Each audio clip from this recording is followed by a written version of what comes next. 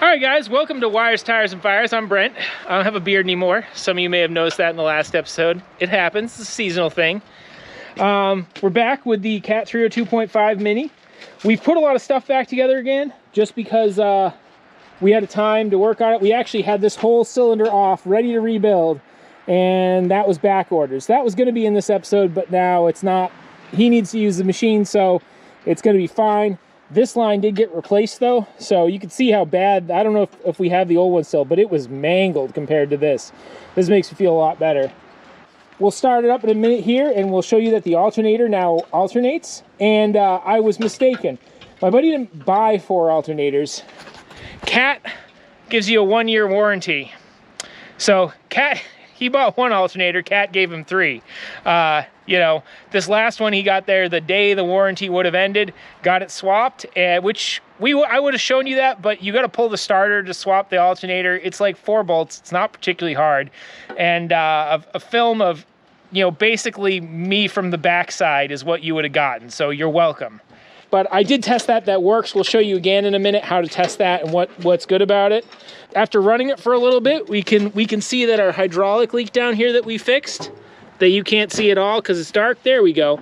That hydraulic leak is perfectly good now. And yeah, now that the pipes had time to sit with the silicone grease and squeeze it out, it doesn't rotate anymore. It feels good. I'm happy with that. There we go. There's my thumbs up. So yeah, what we're working on now is we're trying to get the muffler to stop rattling. There's some bolts that go into the block on the back side of this, and they were in pretty bad shape last time. We pulled them out. They didn't get better. And we just tightened them back up. This time we put Loctite in them. Last time we were in the middle of the field, we didn't have Loctite. So hopefully that holds them up for a little longer. And my buddy's going to order those bolts and we'll replace them. They're just really a pain to get at. And in fact, the only way to put an impact gun on them is to put 2 extensions and basically go around a corner like that. So you can see that you're not going to get a whole lot of torque with this, but it worked. So... And then, so I think in this video, we're just gonna, we're also gonna put together this thing properly, because for some reason, whoever had this before him decided to hold their mechanical thumb together with a series of hose clamps when the right size bolt would have been, I don't know, my choice. So we're gonna go to the hardware store, we're gonna hit that up, and we're gonna get it fixed. I know this is a pretty wide bucket for this machine, but this is not his trenching bucket. He has one of those as well. Alrighty. Oh, and we put the oh, that was the other thing. Put the display back in. As you can see, it's up to the top. It doesn't fall in. It's good. And we're also going to get some nuts and bolts, and we're going to bolt on that handle. I bent a new piece of material. We just cut the old one out because it was $108 for one of those. So, all right, guys, we're going to fire it up in a minute here, and we're going to test the alternator. So the good way to do that is if you've got one on one and one on the other, and you can see it's got 12.9 volts.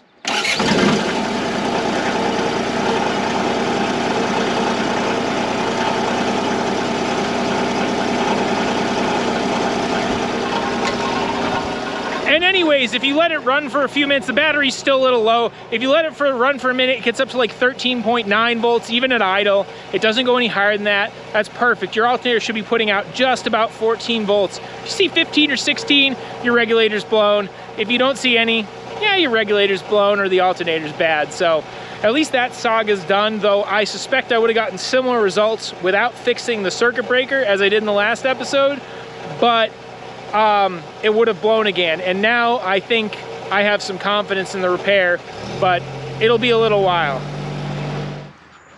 All right, guys, next up, we're going to be popping this valve cover off because it's filthy down the whole side of the engine, and I'm hoping it's just a valve cover leak. And we're going to be setting the valve lash because it's probably never been done.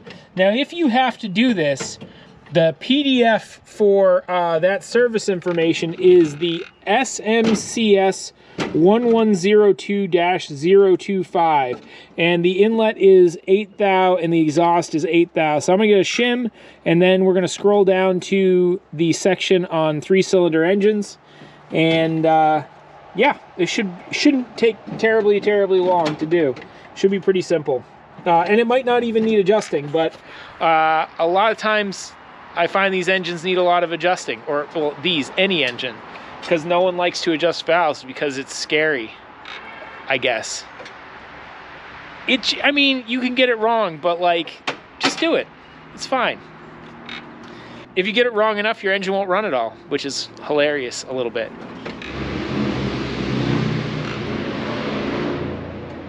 It's also Harley season, apparently, so. All right, guys, I'm gonna pop this bad Larry off of here. See how bad it is on the inside. I was really thinking that the manual shows you looking at the front of the engine down there and like looking at the timing marks. I'm so glad that's not necessary, because that would basically put I would declare these valves set properly and move on with my life and just swap out the valve cover.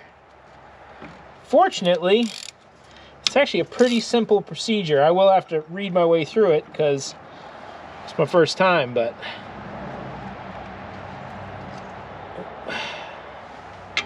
go. And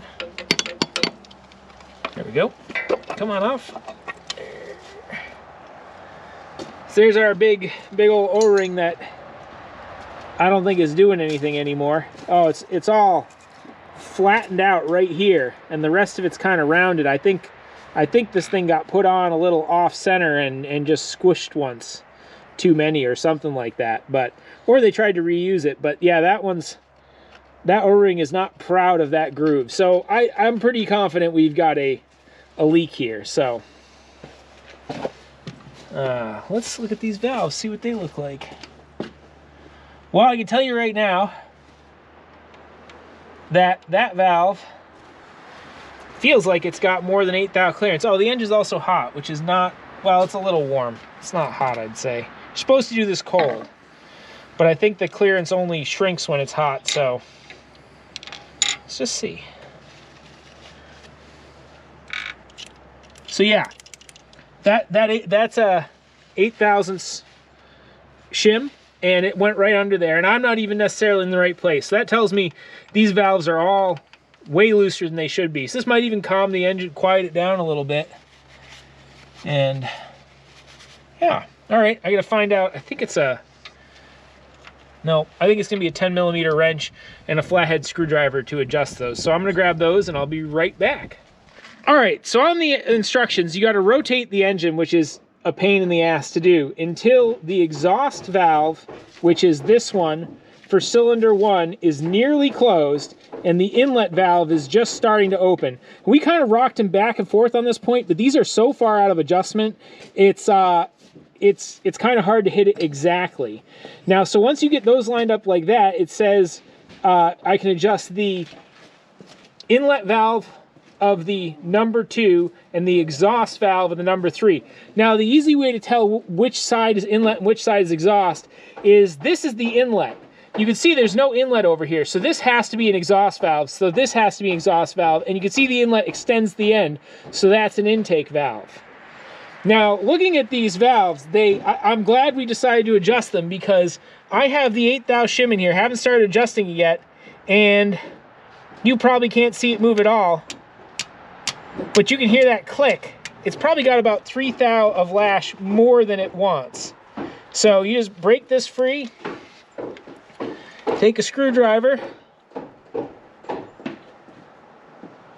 tighten it up, and so that's a little too tight, as it didn't pull out easy. And I would say right there, that's lovely, right like that. So I mean, I only had to turn the screw, you know, maybe a quarter turn, but that's actually a lot of adjustment.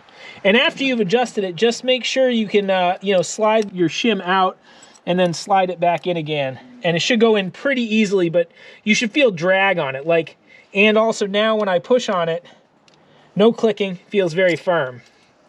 Don't murder these screws tight either. I mean, they need to be tight, but don't kill them, because you can snap these right off and then you'd be in a sad, sad place. So that's 2 done. We're gonna rotate it around. I'll just skip to the end and let you know how it goes. All right, guys, we're all the way through that. You just got to follow those instructions and read them really carefully. And you can see this final valve, I got a little bit of stick, but not a lot. And now the valve goes just a little bit, whereas at the beginning it was like clack, clack, clack. Now it's nice and tight.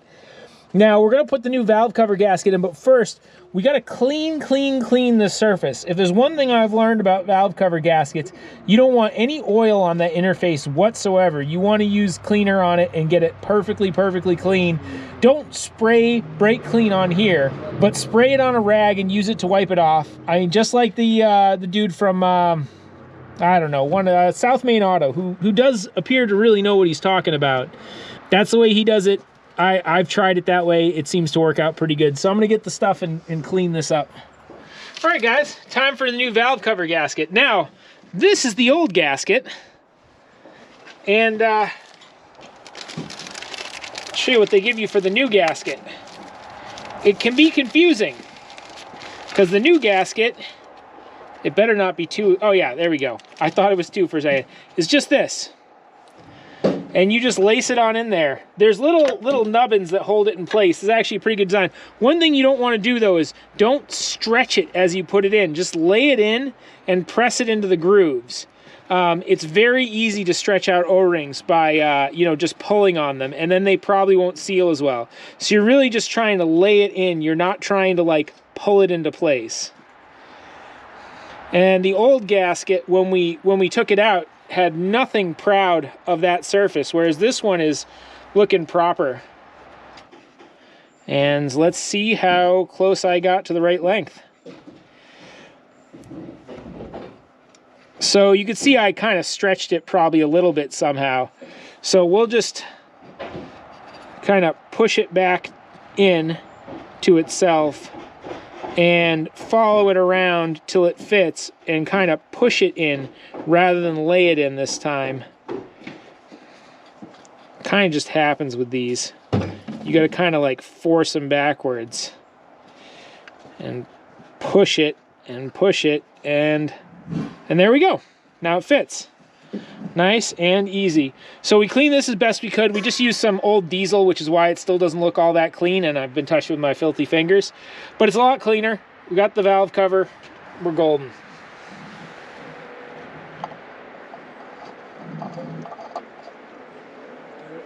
There we go.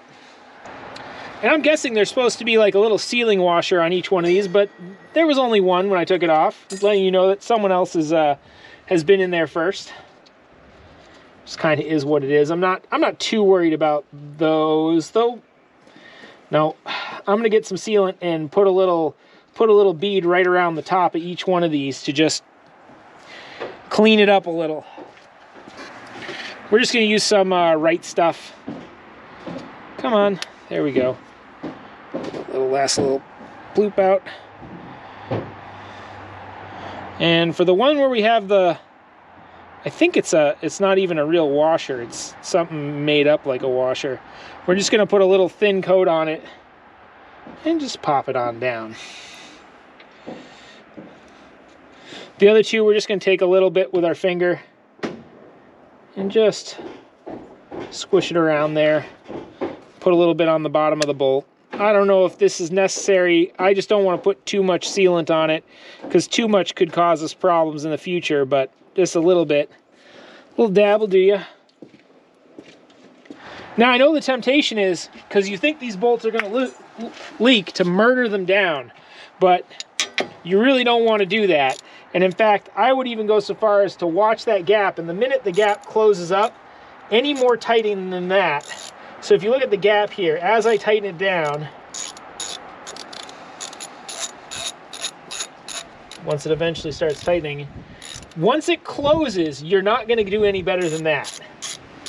And I would go back and forth on these and give them a moment, you know, be gentle with it. All right. But just don't tighten them too much, because you can just, if you tighten them, it's going to open up and distort, which is what happens a lot.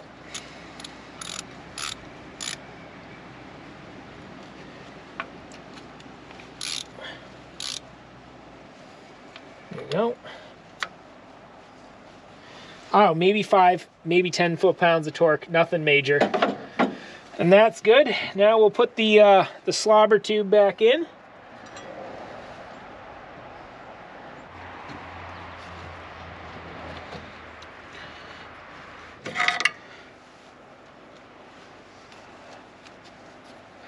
This doesn't necessarily need to be all that tight either, because it's just the tube to let the extra stuff come out of the top. Just go to the bottom, and then we'll just hook up this this intake line, and then we'll fire her up. Then we'll hook up this intake line, he said with confidence he should not have felt.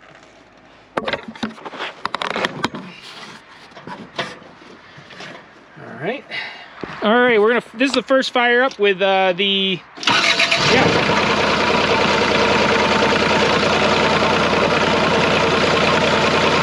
Sounds about the same, really. But it's better. It must be. I don't know. Time will tell.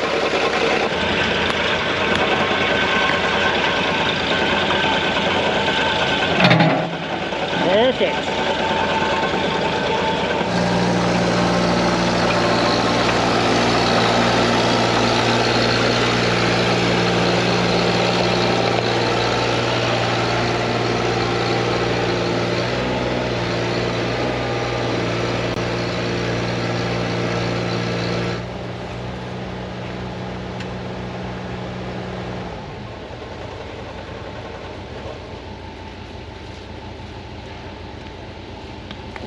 Just gonna stash her up out of the way there.